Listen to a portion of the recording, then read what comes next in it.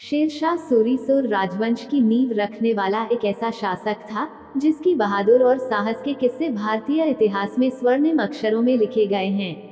अपनी वीरता के बल पर शेर शाह सूरी दिल्ली के तख्त पर बैठा और दिल्ली को उसने अपनी राजधानी बनाया। साल 1540 में शेर शाह ने मुगल साम्राज्य पर शासन किया था। शेर शाह सूरी ही थे जिसने मुगल शासक हुमायूं को चौसा की लड़ाई में बुरी तरह पराजित कर उन्हें युद्ध मैदान छोड़ने के लिए विवश किया था। वहीं मुगल सम्राट हुमायूं और शेर शाह सूरी भले ही कट्टर दुश्मन थे, लेकिन हुमायूं भी शेर शाह सूरी के पराक्रम का लोहा मानते थे और उनकी काबिलियत के मुरीद थे। चौसा की लड़ाई के बाद ही शेर शाह सूरी को शेर खां की उपाधि से नवाजा गया था। तो आइए जानते हैं हिंदुस्तान में सूर साम्राज्य की नींव रखने वाले और शेरों के शिकार के शौकीन रहे शेर शाह सूरी के बारे में। भारतीय इतिहास का ये साहसी योद्धा शेर शाह सूरी के जन्म के बारे में इतिहासकारों के अलग अलग मत हैं। किसी के मुताबिक उनका जन्म साल 1485-1486 में हरियाणा के हिसार में हुआ था, तो कई इतिहासकारों के मुताबिक शेर शाह 1472 में बिहार के सासाराम जिला में पैदा हुए थे। उनके पिता हसन खान एक जागीरदार थे। शेरशाह को बचपन में फरीद खान के नाम से पुकारते थे। वहीं जब वे 15 साल के हुए तो वे अपना घर छोड़कर जौनपुर चले गए थे, जहां पर शेरशाह ने फारसी और अरबी भाषाओं का ज्ञान अर्जित किया। उसके पिता ने शेरशाह के प्रशासनिक कौशल को देखते हुए एक परगने की जिम्मेदारी सौंप दी, जिसके बाद शेरशाह सूरी ने उस समय किसानों के दर्द को समझा और सही लगान तय कर किसानों को न्याय दिलवाया एवं भ्रष्टाचार को मिटाने का फैसला लिया। साल 1522 में शेरशाह को बिहार के स्वतंत्र शासक बहार खान नुहानी का सहायक नियुक्त किया गया। इसके शेर खां की बुद्धिमत्ता और कुशलता को देखते हुए बहार खान ने उन्हें अपने बेटे जलाल खान के टीचर के रूप में नियुक्त कर लिया। फिर एक दिन बहार खान ने शेरशाह सूरी को शेर का शिकार करने का आदेश दिया, जिसके बाद शेर खां ने अकेले की अपने अदम्य साहस और पराक्रम से शेर का मुकाबला किया और शेर के जबड़े के 2 हिस्से कर उसे मार गिराया, जिसकी वीरता से बहार खान बेहद प्रभावित हुआ और खुश होकर उसे शेर खान की उपाधि प्रदान की। वहीं आगे चलकर वह शेर शाह सूरी के नाम से प्रख्यात हुआ, जबकि उनका कुल नाम सूरी उनके गृहनगर से लिया गया था। शेरशाह की वीरता के चर्चे हर तरफ होने लगे और उसकी ख्याति चारों तरफ बढ़ने लगी, जिससे बहार खान के अधिकारियों ने जलन के कारण शेरशाह को बराह खान के दरबार से निकालने के लिए षड्यंत्र रचा, जिसके बाद शेर शाह सूरी मुगल सम्राट बाबर की सेना में शामिल हो गया और वहां भी शेरशाह ने अपनी सेवा के दम पर अपनी एक अलग पहचान विकसित की। शेरशाह पैनी नजर रखने वाले शहंशाह थे। वे बहार खान के दरबार से बाहर तो हो गए थे, लेकिन हमेशा से ही उनकी नजर लोहानी की सत्ता पर थी, क्योंकि शेरशाह इस बात को भली प्रकार जानते थे कि बराह खान के बाद लोहानी शासन पर राज करने वाला कोई काबिल व्यक्ति नहीं है। इसलिए वे बाबर के सेवादार के रूप में मुगल शासक और उसकी सेना की ताकत, कमजोरी और कमियों को बारीकी से समझने लगे। हालांकि बाद में शेरशाह सूरी ने मुगलों का साथ छोड़ने का फैसला लिया और वे बिहार वापस आ गए। वहीं बहार खान की मौत के बाद उसकी बेगम ने सम्राट शेरशाह सूरी को बिहार का सूबेदार बना दिया, जिससे शेरशाह के आगे बढ़ने का रास्ता साफ हो गया और शेरशाह बाद में मुगलों के सबसे बड़े दुश्मन बने। शेर शाह सूरी ने खुद को मुगलों का वफादार बताते हुए चालाकी से 1537 ईस्वी में बंगाल पर आक्रमण कर दिया और बंगाल के एक बड़े हिस्से पर अपना आधिपत्य स्थापित कर लिया। दरअसल 1535 से 1537 ईस्वी में जब हुमायूं आगरा में नहीं था और वह अपने मुगल साम्राज्य का विस्तार करने के लिए अन्य क्षेत्रों में फोकस कर रहा था, तभी शेर शाह सूरी ने इस मौके का फायदा उठाकर आगरा में अपनी सत्ता मजबूत कर ली और इसी दौरान उसने बिहार पर भी पूर्ण रूप से अपना कब्जा जमा लिया। वहीं इस दौरान मुगलों के शत्रु अफगान सरदार भी उसके समर्थन में खड़े हो गए। लेकिन शेर शाह एक बेहद चतुर कूटनीतिज्ञ शासक था, जिसने मुगलों के अधीन रहते की बात करते हुए उन्हें सत्ता से उखाड़ फेंकने के लिए बड़ी खूबसूरती के साथ षड्यंत्र रचा। वहीं शेर शाह सूरी का गुजरात के शासक बहादुर शाह से भी अच्छे संबंध थे। बहादुर शाह ने शेर शाह की धन और दौलत से भी काफी मदद की थी, जिसके बाद शेर शाह सूरी ने अपनी सेना और अधिक मजबूत कर ली थी। इसके बाद शेरशाह ने बंगाल में राज करने के लिए बंगाल के सुल्तान पर आक्रमण कर दिया और जीत हासिल की एवं बंगाल के सुल्तान से उसने काफी धन दौलत और स्वर्ण मुद्रा भी जबरदस्ती ली थी। इसके बाद 1538 ईस्वी में एक तरफ जहां मुगल सम्राट हुमायूं ने चुनार के किले पर अपना अधिकार जमाया, वहीं दूसरी तरफ शेरशाह ने भी रोहतास के महत्वपूर्ण और शक्तिशाली किले पर अपना अधिकार कर लिया एवं उसने बंगाल को निशाना बनाया और इस तरह शेरशाह बंगाल के गौड़ क्षेत्र पर अपना अधिकार जमाने में कामयाब हुआ।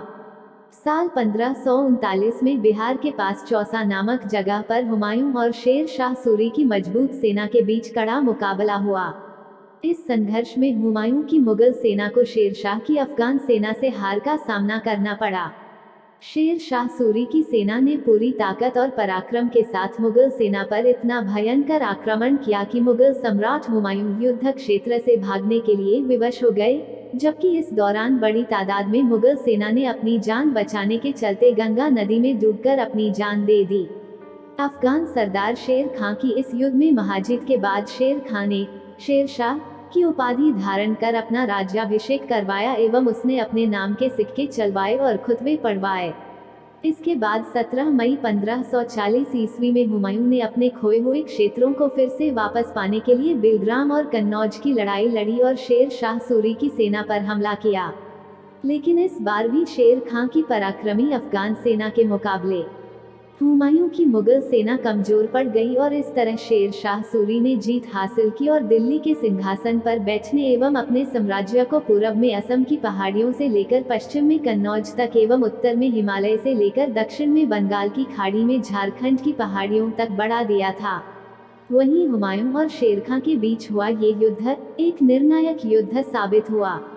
इस युद्ध के बाद हिंदुस्तान में बाबर अधारा बनाए गया मुगल साम्राज्य कमजोर पड़ गया और देश की राजसत्ता एक बार फिर से पठानों के हाथ में आ गई। इसके बाद शेर शाह सूरी अधारा उत्तर भारत में सूरी साम्राज्य की स्थापना की गई, वहीं ये भारत में लोधी साम्राज्य के बाद ये दूसरा पठान साम्राज्य बन गया।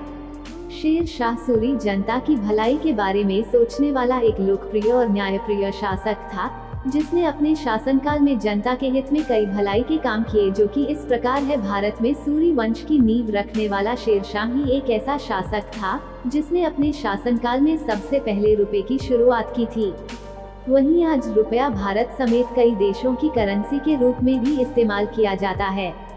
मध्यकालीन भारत के सबसे सफल शासकों में से एक शेरशाह सूरी ने अपने शासनकाल में भारत में पोस्टल विभाग को विकसित किया था। उसने उत्तर भारत में चल रही डाक व्यवस्था को दोबारा संगठित किया था, ताकि लोग अपने संदेशों को अपने करीबियों और परिचितों को भेज सकें। शेरशाह सूरी एक दूरदर्शी एवं कुशल प्रशासक था, जो कि विकास कामों का करना अपना कर्तव्य समझता था। यही वजह है कि सूरी ने अपने शासनकाल में एक बेहद विशाल ग्रैंड ट्रंक रोड का निर्माण करवाकर यातायात की सुगम व्यवस्था की थी। आपको बता दें कि सूरी जी दक्षिण भारत को उत्तर के राज्यों से जोड़ना चाहते थे, इसलिए उन्हें इस विशाल रोड का निर्माण करवाया था। सूरी अदारा बनाई गई यह विशाल रोड बांग्लादेश से होती हुई दिल्ली और वहां से काबुल तक होकर जाती थी। वहीं इस रोड का सफर आरामदायक बनाने के लिए शेरशाह सूरी ने कई जगहों पर कुएं, मस्जिद और विश्राम गृहों का निर्माण भी करवाया था। इसके अलावा शेर शाह सूरी ने यातायात को सुगम बनाने के लिए कई और नए रोड जैसे कि आगरा से जोधपुर, लाहौर से मुल्तान और आगरा से बुरहानपुर तक समेत नई सड़कों का निर्माण करवाया था। शेर शाह सूरी एक न्यायप्रिय और ईमानदार शासक था, जिसने अपने शासनकाल में भ्रष्टाचार के खिलाफ अपनी आवाज बुलंद की और भ्रष्टाचारियों के खिलाफ कड़ी नीतियां बनाई। शेर शाह ने अपने शासनकाल के दौरान मस्जिद के मौलवियों एवं इमामों के अधारा इस्लाम धर्म के नाम पर किए जा रहे भ्रष्टाचार पर न सिर्फ लगाम लगाई, बल्कि उसने मस्जिद के रखरखाव के लिए मौलवियों को पैसा देना बंद कर दिया एवं मस्जिदों की देखरेख के लिए मुंशियों की नियुक्ति कर दी। इतिहासकारों के मुताबिक सूरी वंश के संस्थापक शेर शाह सूरी ने अपने साम्राज्य का विकास करने और सभी व्यवस्था सुचारू रूप से करने के लिए अपने साम्राज्य को 47 अलग अलग हिस्सों में बांट दिया था, जिसे शेरशाह सूरी ने सरकार नाम दिया था। वहीं ये 47 सरकार छोटे छोटे जिलों में तब्दील कर दी गई, जिसे परगना कहा गया। हर सरकार के 2 अलग अलग प्रतिनिधि, एक सेना अध्यक्ष और दूसरा कानून का रक्षक होता था, जो सरकार से जुड़े सभी विकास कामों के लिए जिम्मेदार होते थे। वहीं इतिहासकारों के मुताबिक शेरशाह के बाद मुगल सम्राट अकबर और उसके बाद के कई बादशाहों ने सूरी के आधार बनाई गई नीतियों को कायम रखा। शेरशाह ने नवंबर 1544 में उत्तर प्रदेश के कालिंजर किले पर घेरा डाल दिया और 6 महीने तक किले को घेरने के बाद भी जब शेरशाह को कामयाबी हासिल नहीं हुई, तब उसने किले पर बारूद और गोला चलाने के आदेश दिए। इस दौरान बारूद में विस्फोट की वजह से शेरशाह सूरी बुरी तरह घायल हो गए, लेकिन इस हालत में भी उन्होंने धैर्य नहीं खोया और अपने दुश्मनों का पूरी वीरता के साथ मुकाबला करते रहे, और इस तरह उन्होंने अपने अंतिम समय में कालिंजर के किले पर अपनी जीत हासिल तो कर ली, लेकिन 22 मई 1545 में वे हमेशा के लिए इस दुनिया को छोड़कर चले गए। वहीं शेरशाह सूरी की मौत के बाद उनके बेटे इस्लाम शाह ने सिंहासन संभाला। इस तरह शेरशाह सूरी ने अपने अद्भुत साहस और पराक्रम के बल पर हुमायूं जैसे प्रसिद्ध मुगल सम्राट के भी छक्के छुड़ा दिए थे और उन्हें कई बार युद्ध में पराजित कर अपनी अदम्य क्षमता का परिचय दिया था। हालांकि शेरशाह सूरी को भारतीय इतिहास में अन्य प्रसिद्ध बादशाहों की तरह तो दर्जा नहीं दिया गया है, लेकिन शेरशाह सूरी का नाम पूर्ववर्ती सफल शासकों में सबसे पहले लिया जाता है। शेरशाह सूरी का मकबरा बिहार के सासाराम शहर में बना हुआ है।